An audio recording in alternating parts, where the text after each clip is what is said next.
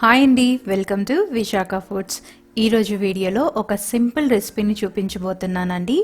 అదేంటంటే కరివేపాకు కొబ్బరి పొడి. చాలా బాగుంటుందండి. వేడి వేడి అన్నంలో నెయ్యి వేసుకొని ఈ పొడి కలుపుకొని తింటే సూపర్ టేస్టీగా ఉంటుంది. అంతేకాదు ఈ పొడి ఏ టిఫిన్స్తో అయినా తినచ్చు. వేపుడు కూరలు చేసుకునేటప్పుడు ఈ పొడి కాస్త వేసుకుంటే చాలు, ఫ్రై సూపర్ అదిరిపోతుంది. మరి తయారీ విధానం ఎలాగో చూసేద్దాం. 2 టేబుల్ స్పూన్ల ఆయిల్ని వేసి ఆయిల్ కాస్త వేడవనివ్వాలి. ఆయిల్ వేడైన తర్వాత మీడియం కారంగా ఉండే ఎండుమిరపకాయలు 25 నుండి 30 వరకు వేసుకోండి. వీటిని మీడియం ఫ్లేమ్లోనే ఎర్రగా అయ్యేంత వరకు వేయించుకోవాలి. ఇలా మిక్స్ చేసుకుంటూ ఫ్రై చేసుకోవాలి. మీరు మీడియం కారంకి బదులుగా కారం ఉన్న మిరపకాయల్ని వాడుతున్నట్టయితే కొద్దిగా తగ్గించి వేసుకోండి. ఎండుమిరపకాయలు ఇలా ఎర్రగా ఫ్రై అయిన తర్వాత ఇంకో ప్లేట్లోకి ట్రాన్స్ఫర్ చేసుకోండి. నెక్స్ట్ ఇందులో కరివేపాకును వేసి వేయించుకోవాలండి. నేను ముదరగా ఉండే కరివేపాకు ఒక పెద్ద గిన్నెడు తీసుకున్నాను.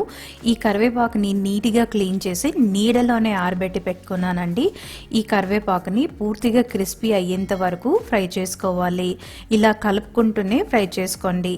ఈ పొడి చేసుకునేటప్పుడు లేతగా ఉండే కరివేపాకు కాకుండా ముదరగా ఉండే కరివేపాకునే తీసుకోండి. పొడి టేస్టీగా ఉంటుంది, అంతేకాదు పొడి కూడా ఎక్కువగా వస్తుంది.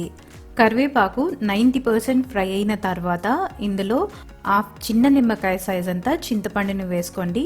మీరు పులుపు తక్కువగా తిన్నట్టయితే చింతపండుని తక్కువగా వేసుకోండి. చింతపండుని వేసిన తర్వాత ఇంకొక నిమిషం ఫ్రై చేసుకుంటే సరిపోతుంది. కరివేపాకుని మనం చేతితో ఇలా చిదిపి చూస్తే ఇలా క్రిస్పీగా ఉండాలండి. ఇలా అయిన తర్వాత వీటిని ఇంకో ప్లేట్లోకి ట్రాన్స్ఫర్ చేసుకోండి. తర్వాత ఒక చెక్క ఎండు కొబ్బరిని ఇలా పొడవుగా సన్నంగా కట్ చేసుకొని వీటిని కూడా ఫ్రై చేసుకోవాలి.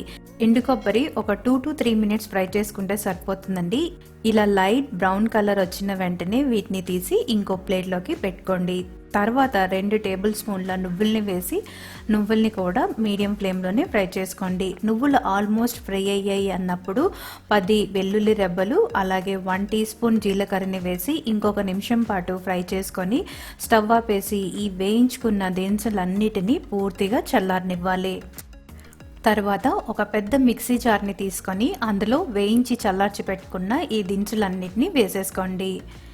నెక్స్ట్ ఇందులో 1 టీ స్పూన్ ఉప్పు అలానే ఒక చిన్న ముక్క బెల్లంని కూడా వేసుకోండి. బెల్లం వేసుకోవడం వల్ల పులుపు కారాన్ని బ్యాలెన్స్ చేస్తాయి. ఇప్పుడు వీటన్నిటిని మెత్తని పౌడర్గా గ్రైండ్ చేసుకోవాలి. మధ్య మధ్యలో ఆపి కలుపుకుంటూ గ్రైండ్ చేసుకోండి. గ్రైండ్ చేసుకునేటప్పుడు ఒకసారి రుచిని చూసి అవసరమైతే ఇంకాస్త ఉప్పుని వేసుకోండి. ఇలా మెత్తగా గ్రైండ్ చేసుకున్న ఈ పౌడర్ని ఇంకో ప్లేట్లోకి ట్రాన్స్ఫర్ చేసి కాసేపు చల్లారనివ్వండి. తర్వాత ఎయిర్ టైట్ కంటైనర్ బాక్స్లో స్టోర్ చేసుకోండి.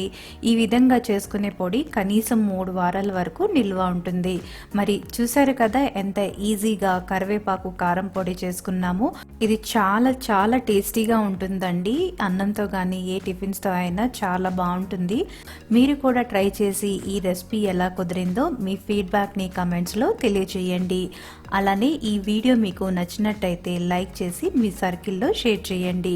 మరెన్నో టేస్టీ అండ్ హెల్తీ రెసిపీస్ కోసం మా ఛానల్ని తప్పక సబ్స్క్రైబ్ చేసుకొని పక్కనే ఉన్న బెల్ ఐకాన్ని యాక్టివేట్ చేసుకోండి. Thanks for watching Visakha foods.